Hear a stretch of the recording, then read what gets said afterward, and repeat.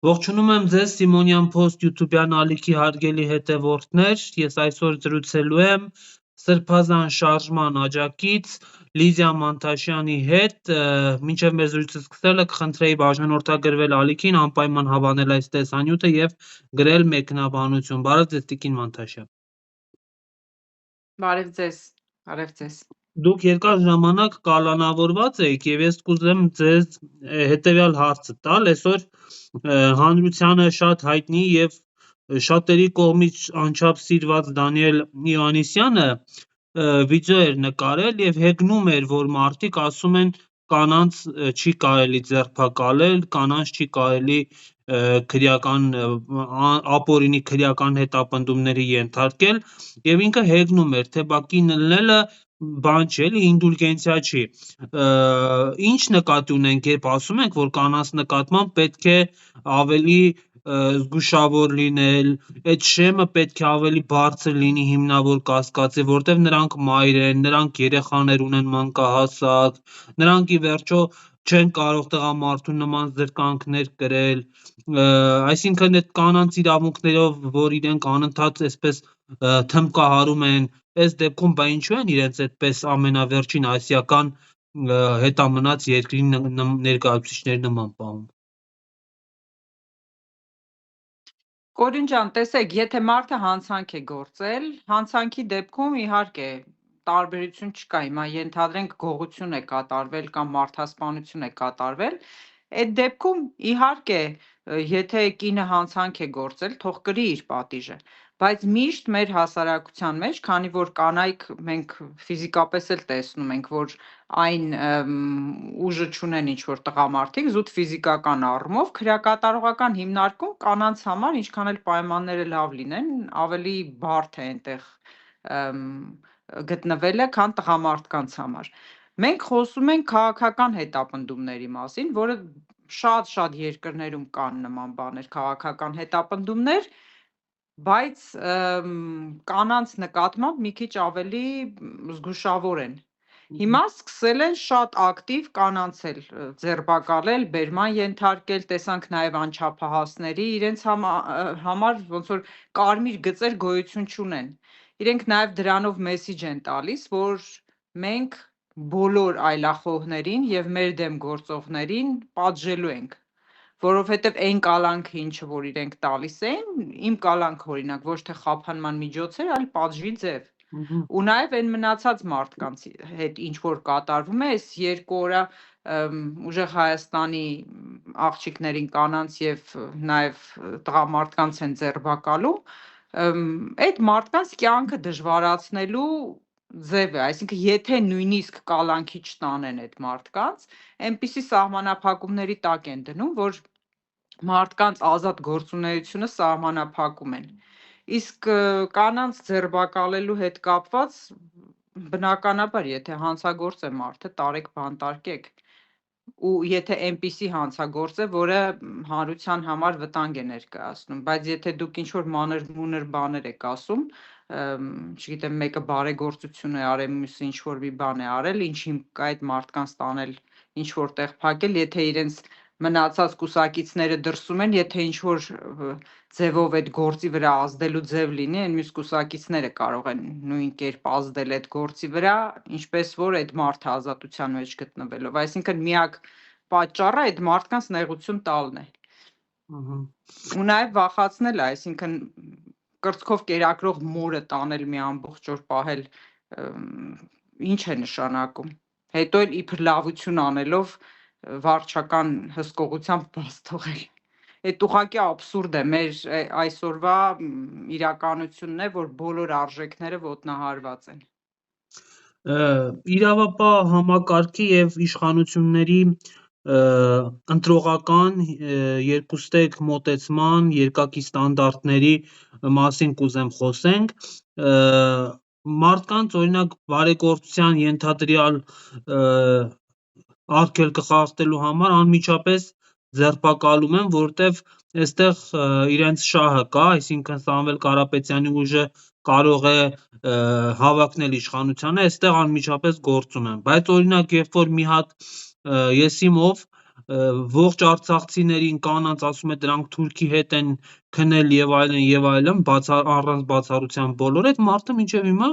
որևէ նույնիսկ չի կանչվել բացատրություն, հա, տալու համար, այս հանրային անարդար մոտեցումը, այս սոցիալական արդարության բացակայությունը ի վերջո ինչերի է հանգեցնելու։ Ի վերջո բերել է նրան այդ ամեն ինչը, որ մարդիկ հիմա լայն հանրության մասին եմ ասում, արդեն առանց վախի խոսում են այս իշխանությունների դեմ, հասկանալով, որ այսպես շարունակել հնարավոր չի։ Եթե ինձ թվում է հենց այսօր շատ արդար ձևով ընտրություն անցկացվեր, Նիկոլ Փաշինյանը չի կարող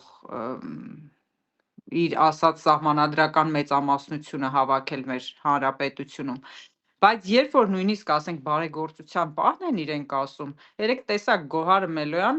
վիդեո էին ցույց տալիս, որտեղ իրենք են նույն բաներն անում,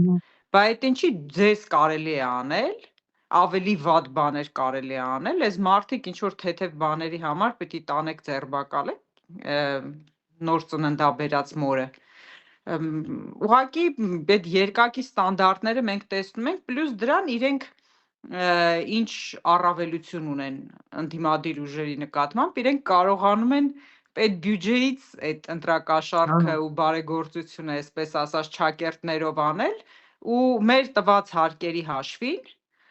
իրենք այսպես ասած շակերտավոր ընտրակաշառք են բաժանում ժողովրդին, բայց մյուսները սեփական միջոցների հաշվին նույնիսկ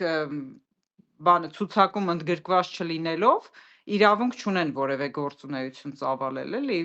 ես չգիտեմ, այստեղ ուղղակի խոսելն էլ է անիմաստ, որովհետև բոլորը տեսնում են ցանկացած բանական անձնավորություն, ով այն մարդկանցից չի, էլի, կան այտենց ինչ որ փոքր զանգված կա, որ սիրահարված են Նիկոլ Փաշինյանին ու ականջները փակած չեն ուզում որևէ բան լսեն, այն մարդիկ, ովքեր մի քիչ օբյեկտիվորեն ուզում են ինֆորմացիա ստանան, այն մարդիկ բնականաբար այդ ամբողջ ինֆորմացիան ֆիլտրելով հասկանում են, որ այստեղ երկակի ստանդարտներ են գործում ու այն ինչ որ կատարվում է, դա գոնե արդար չէ։ Իսկ անարդարության զգացումը մարդկանց կամ տանում է նրան, որ մարդիկ լքում են երկիրը, կամ կանգնում են իրենց շահերի պաշտպանությանը, ու ես վստահ եմ մեր ժողովրդի վրա, որ եթե նույնիսկ տեսեք հիմա այսպիսի բան կա, ասում են ոնց որ վերջի մարտն է հունիսի 7-ը, պիտի գնանք վերջին ճակատամարտը, այսպես ասած, Չարի դեմ, Նիկոլ Փաշինյանի դեմ, ու կամ հաղթելու ենք, կամ պարտվենք, պիտի գնանք հաղթելու։ Ես մտածում եմ, որ դա կարող է նաև վերջինը չլինել, պետք չէ այդ ձևով ներկայացնել ամեն ինչ, սա մեր կարող է լինել վերջի ճակատամարտը, գնանք որպես վերջին ճակատամարտ հաղթանակի, բայց եթե հանկարծ չլինի դա, մենք պիտի հաջորդ ճակատամարտին էլ պատրաստ լինենք։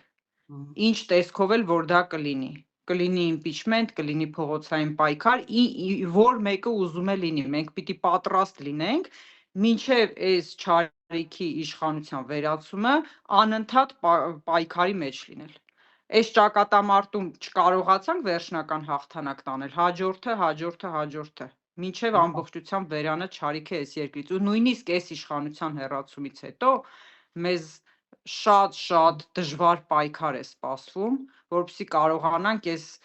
անդունդի եզրին կանգնած պետությունը ոտքի կանգնեցնել։ Ու մեր ամբողջ ժողովրդով պետք է լծվենք այդ պայքարին, շատ դժվար օրեր ենք ունենալու, այդպես պայծառ ապագա ինձ թվում է որևէ ուժ չի կարող հիմա խոստանալ, շատ դժվար պայքարի արդյունքում պետք է կառուցենք մեր ազգային պետությունը, որպեսզի այսպիսի օրեր էլ երբեք մենք չունենանք։ Այսօր մի քիչ հարցից շեղվեցի, բայց ինձ կներեք։ Չէ, չշեղվեցիք, շատ հետաքրքիր դիտարկում արեցիք, Նիկոլ Փաշինյանի աջակիցների մասին խոսեցիք, ես կուզեմ մի հարցի անդրադառնանք, ուրեմն տեսեք, այս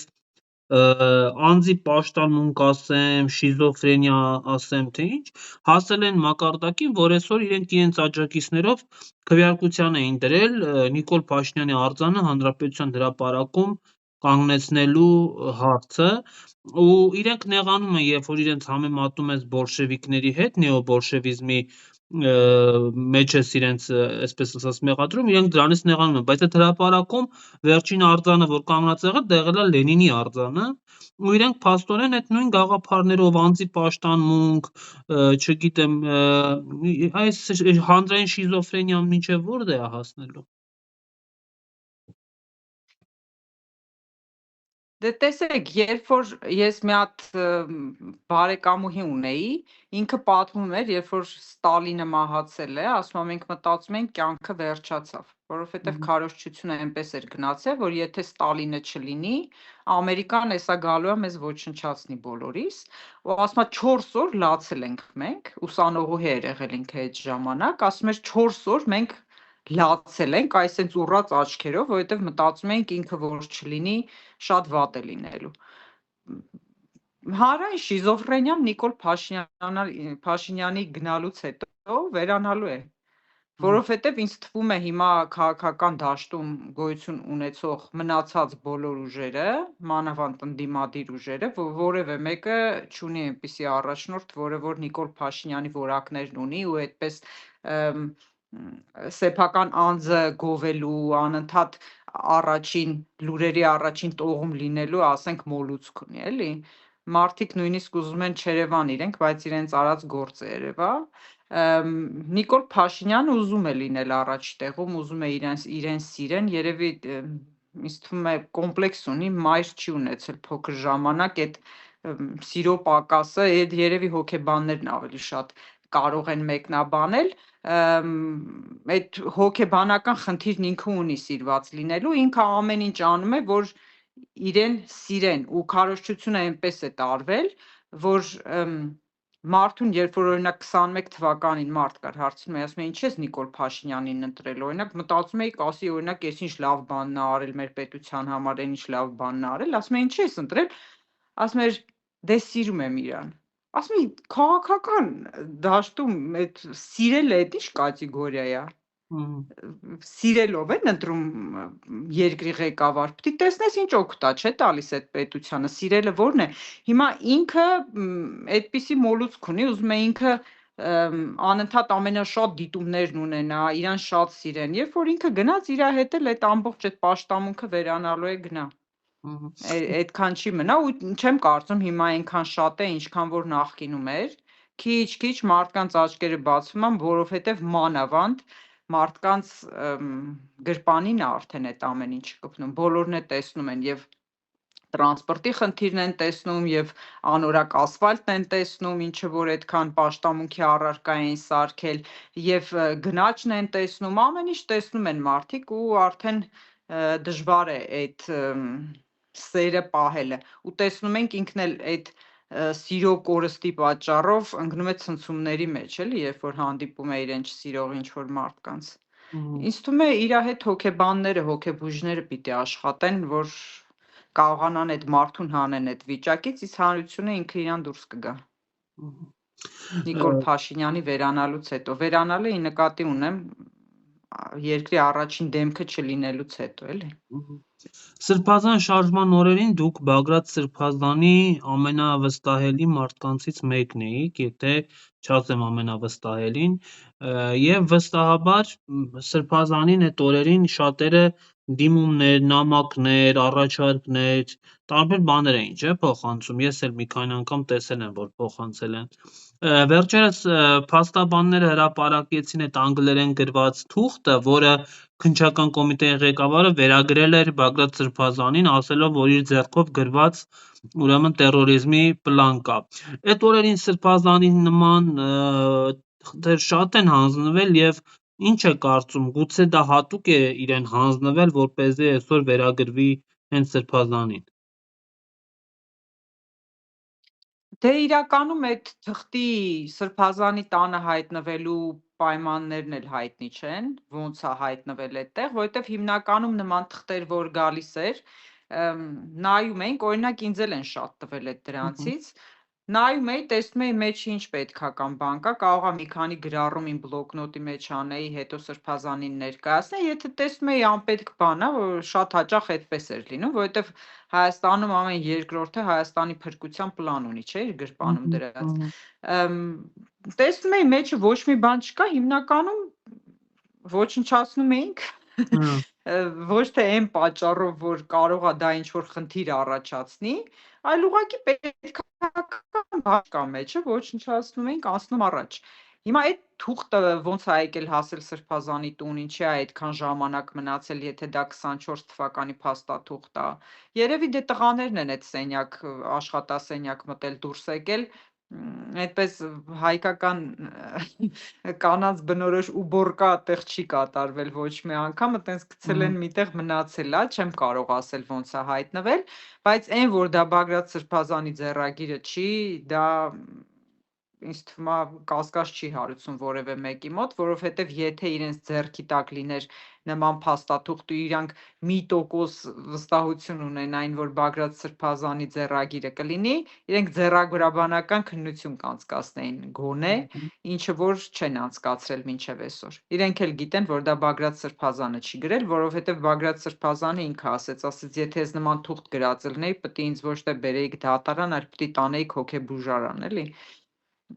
Ասենք գրածա թշնամի պետության տարածք պետք է ներխուժենք 150-ից 250 հազար քաղաքացիական անձ գերի վերցնենք, ասենք այդ ոնց եք պատկերացնում, որ պիտի Բագրատ Սրբազանի իրա գործեր, էլի, կամ նման միտք ունենար,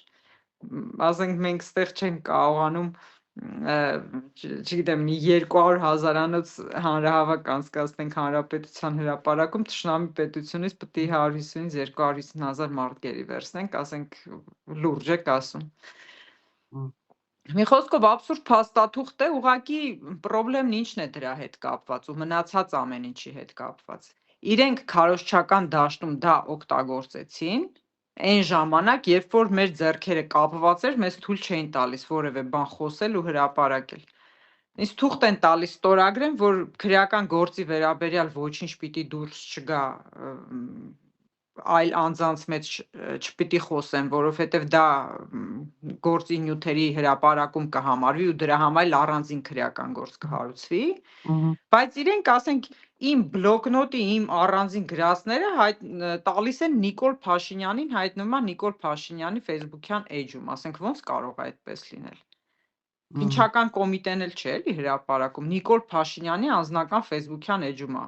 հայտնվում, այսինքն այդ նշանակում է, որ Նիկոլ Փաշինյանը անձամբ է մեր գործը ղեկավարում։ Ասում բան է, այսինչը ընդունեք որպես իրեղեն ապացույց, այսինչը մի ընդունեք, այսինչ բանը տվեք իմ Facebook-յան էջ դնեմ։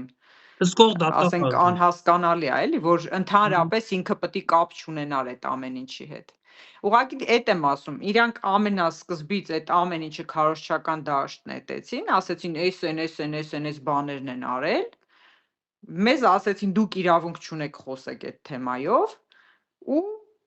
հիմա երբ որ արդեն ամիսներ հետո խոսում ենք, շատ մարդիկ կարող է չլսեն ու մտածեն, որ իրոք մենք ահաբեկի չենք։ Այդտեղ շատ մեծ խնդիր կա, էլի։ Հիմա բայց դե մեկը ինչ էլ լինի, մենք շարունակելու ենք ապացույցները քննել ու հրապարակել, սպասեցինք նախնական դատալսումներն ավարտվի, նոր հրապարակվի այս ապացույցները, խուզարկությունը եւ մնացած բաները, խուզարկությունն էլ տեսակ ինչ մանկապարտեզ իրավիճակ էր, էլի, ասենք абսուրդ էր քննիչները բանը, ասես բռով մեխ են հայտնաբերում տնից, ասենք որ մեկից տանից չեք կարա այտենց բռով մեխ հայտնաբերեք, կամ բան հատակի փայտի պոչերը ասում են մահակներ ենք հայտնաբերել, այդ պլաստմասները ինչ մահակ։ Լուրջ եք ասում, որ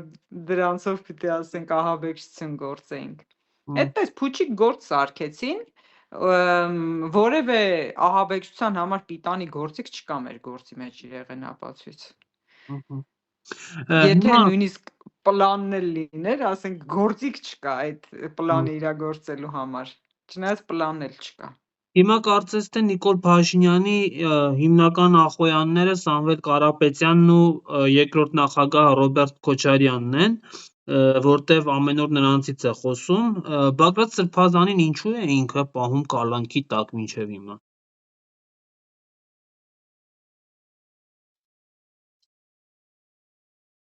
Ես անկեղծ չեմ կարող մտնել այդ մարդկանց ուղեղի մեջ հասկանալու համար, թե Բագրատ Սրբազանին ինչու են պահում կալանքում,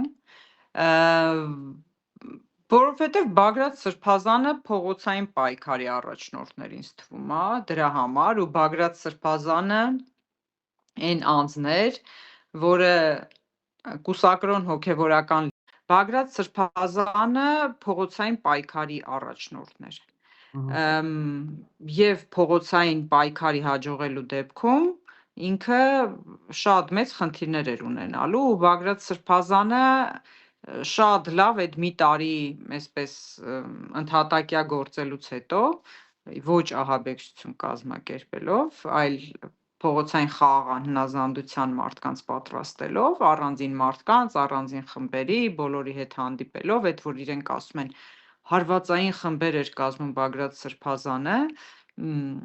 հարվածային խմբեր չէին, այդ այն մարդիկ էին, ովքեր որ դուրս էին գալու փողոց եւ փողոցում իմանալու էին ինչպես է պետք վարել խաղաղ անհնազանդություն։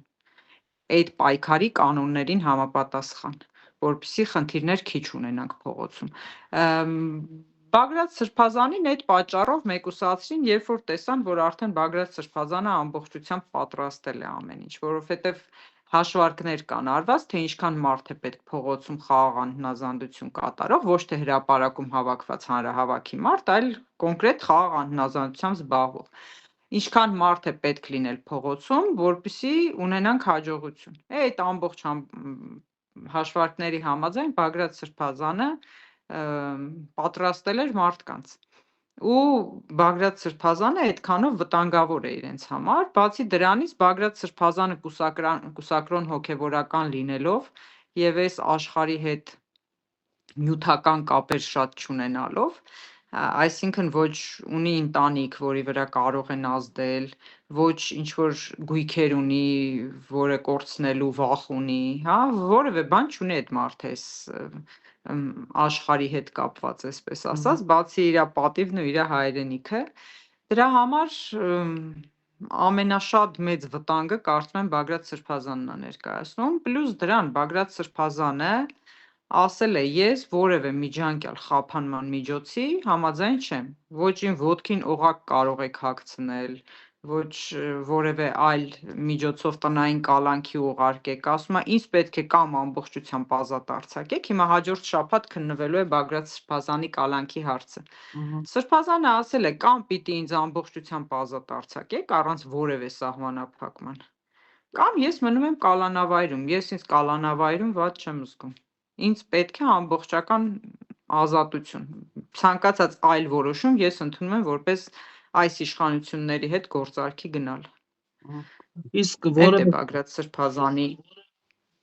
դուք իր հետ խոսել եք, որևէ քաղաքական ուժի Սրբազանը աջակցում է ընտրություններում։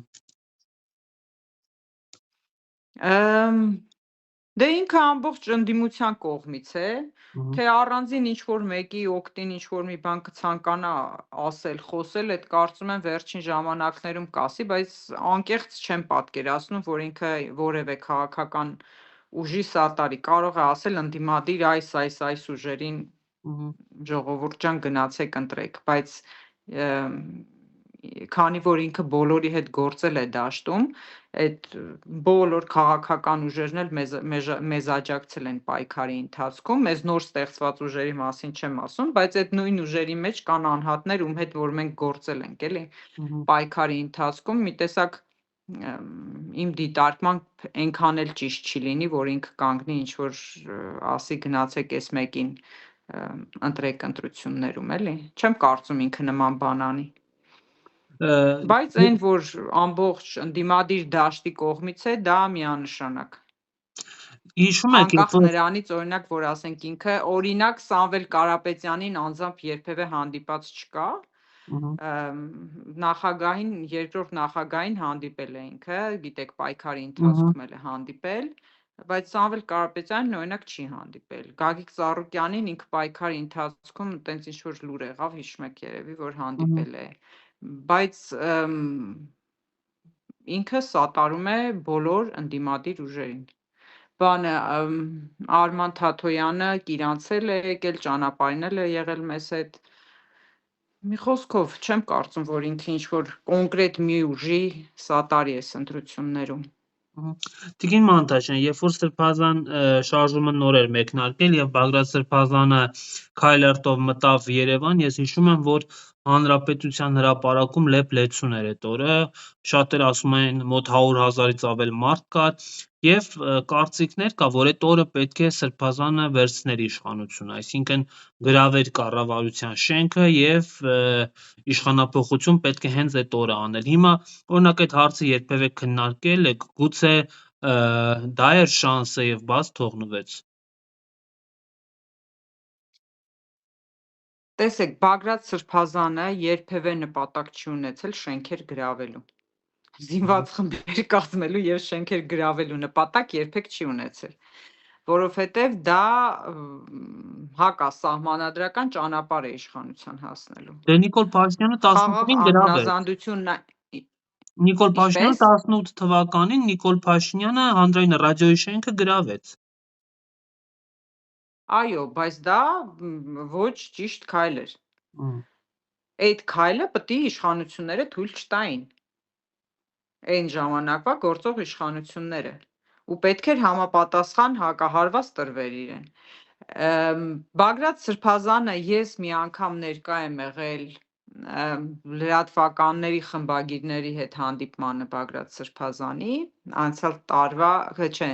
24 թվականի հունիսի 19-ին էր։ Լրատվականների ղեկավարն այն ուղղակի հրավիրել էր, որ շնորհակալություն հայտնի։ Այն ժամանակ լրատվականներից մեկի ղեկավարը, չասեմ որ լրատվականի, ասեց հունիսի 12-ին, երբ այդ ռումբերը գցեցին, մենք պիտի չնայեինք, որ կարող է հանկարծ զոհեր ունենանք, ոչինչ, մի 100 հոգի էլ թող զոհվեր, մենք պիտի մտնեինք ազգային ժողովի շենքը գրավենք։ Բագրատ Սրբազանը sense շունչ քաշեց մի հատ։ Sense նայեց այդ մարդուն, ասեց դուք այդպես եք կարծում, ասեց այո,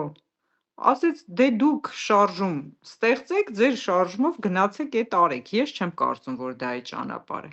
Այսինքն Բագրատ Սրբազանը արյունահեղության երբեք չէր տանի ու չի էլ տանելու։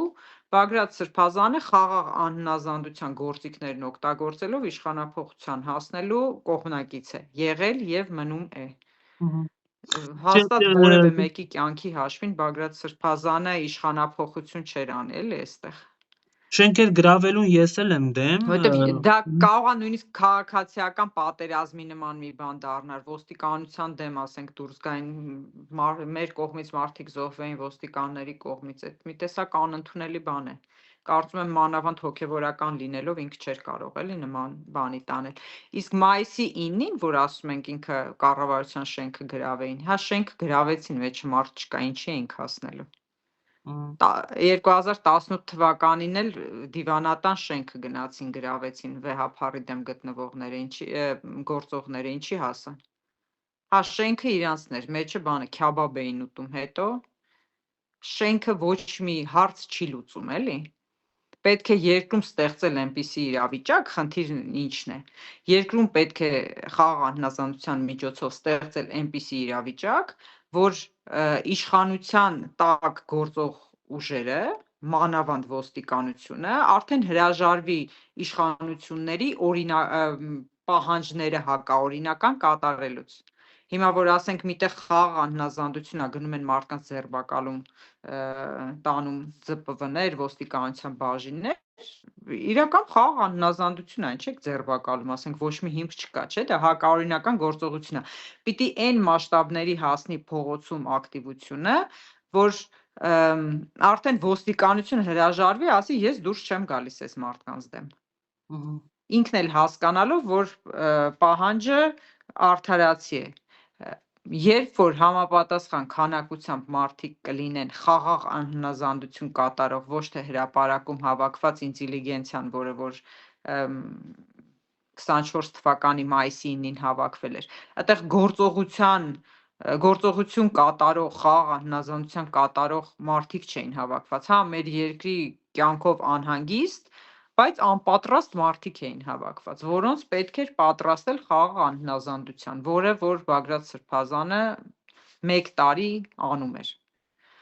Այդ խմբերի հետ հանդիպումները, որ մեր քրեական գործում էլ կա, այդ նպատակով էր արվում։ Իսկ շենքը գրավելը այդպիսի լուծում չէր տալու, էլի։ Ես ուղղակի Մանավանդ Նիկոլ Փաշինյանը այնտեղ չէր, բունկերում էր ինքը այդ ժամանակ, վախից փախել էր։ Ես էլ եմ կարծում, որ շեն գրավելը լուծում չէր, ուղղակի Սրբազանին հենց այդ մեղադրանքն են շատերը ներկայացնում, ասում են հենց այդ պահին ինքը հապաղեց, դա էր լուծումը, պետք է վճռորոշ քայլերի գնար։ Դե վճռորոշ քայլը ո՞րն է, ձեր կյանքի հաշվին, հա, ինչ որ ոստիկանների ու ձեր խաղաղ բնակչության կյանքի հաշվին, ասենք իշխանություն վերցնել, ընդ որում իշխանությունները չէին հնարավոր է չվերցնեին։ Զոհեր լինեին, վերջում արդյունք չլիներ։ Հա, շենքը գրավեցիք, ասում եմ, հետո շենքը չի կարևոր, այդ իշխանությունն իր տակ գործող կառույցները քիչ-քիչ պետք է հրաժարվեն իր հետ համագործակցելուց։ Խաղաղ անհնազանդությունը դրա մասին է, կա իշխանություն, ում հետ համագործակցում են տարբեր կառույցներ, չէ, ՀԿ-ներն են, այդ քաղաքասարակություն կոչվածը, ոստիկանությունն է, զինված ուժերն են, հա, սոցիալական որոշակի ծառայություն մատուցող կազմակերպություններ, բաներ, այդ իր տակ գործող կառույցները, երբ որ արդեն հրաժարվում են իշխանության հետ համագործակցելուց, երբ որ փողոցում համապատասխան ուժգին պայքար է լինում, այդ դեպքում արդեն լինում է իշխանափոխություն, այսինքն իշխանությունը իր իշխանությունը կորցնում է այդ ամբողջ ուժերի վրա, դա է գաղտնիքը, թե չէ գնա հանրապետության հրապարակի բոլոր շենքերը գրավի, ինչ օգուտ ես ունենալու դրանից։ Մի երկու հատ էլ մեքենա վառի, ասենք, ինչ օգուտ կա դրանից։ Չկա որևէ օգուտ։ Շատ լավ, հետևենք process-ներին, ես շատ շնորհակալ եմ ձեզ այս հետաքրքիր զրույցի համար։ Ձեզ շնորհակալություն։ Սիրելի Կորյուն, լավ եղեք։ Դուք էլ ստեսություն։